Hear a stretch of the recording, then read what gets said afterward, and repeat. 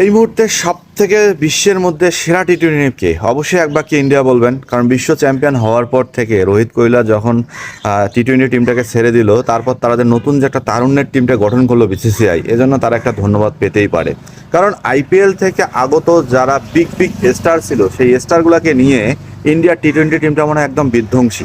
এরকম বিধ্বংসী T twenty team এই 2025 সালে এসে মনে হয় আপনারা আর পাবেন না।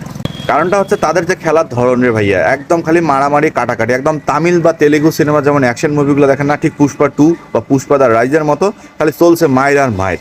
ইংল্যান্ডের সাথে এই যে সিরিজটা চলতেছে নিজের ঘরের মাঠে, সেখানে প্রথম দিকে ইন্ডিয়া যখন ঝুলন্ত বাবু হয়ে যাচ্ছিল, এর পরের দিকে এসে হার্দিক পান্ডিয়া আর শুভমান ডুবে, বাপরে বাপ কি মাইরটাই না দিল রে ভাইয়া। বার্মা ছেলেটা যার অভিষেকে হয়েছে আপনার সাউথ আফ্রিকা সিরিজে, মানে গত সিরিজটাতে, তার যে মাইর, তার যে ব্যাটিং এর ধরন, মানে বেপরোয়া খেলোয়াড়, একদম সে বেপরোয়াই মনে করতেছে নিজেকে। ওপেনিং এ তাকান অভিষেক শর্মা, সঞ্জু স্যামসং, এরা তো আগে থেকেই ইমপ্রুভমেন্ট।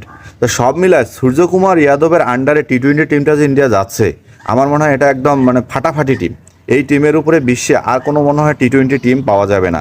এ কারণে বিসিসিআইকে স্পেশাল একটা থ্যাঙ্কস, যে রোহিত, কোহলি, তারপর হচ্ছে জাদেজা, এরা যাওয়ার পর বা আশ্বিন যাওয়ার পর এদের যে নেক্সট একটা জেনারেশন, সেই জেনারেশনটা এমনভাবে তারা রেডি করলো, যেমন সচিন, সৌরভরা যাওয়ার পর যে একটা যে দ্বিধায় পড়ছিল ইন্ডিয়া, সেই দ্বিধাটা ইন্ডিয়া পড়ে নাই। সব মিলায় ইন্ডিয়া টি-টোয়েন্টি টিম আমার মনে হয় এখন বিশ্বের সেরা একটা টি-টোয়েন্টি টিম।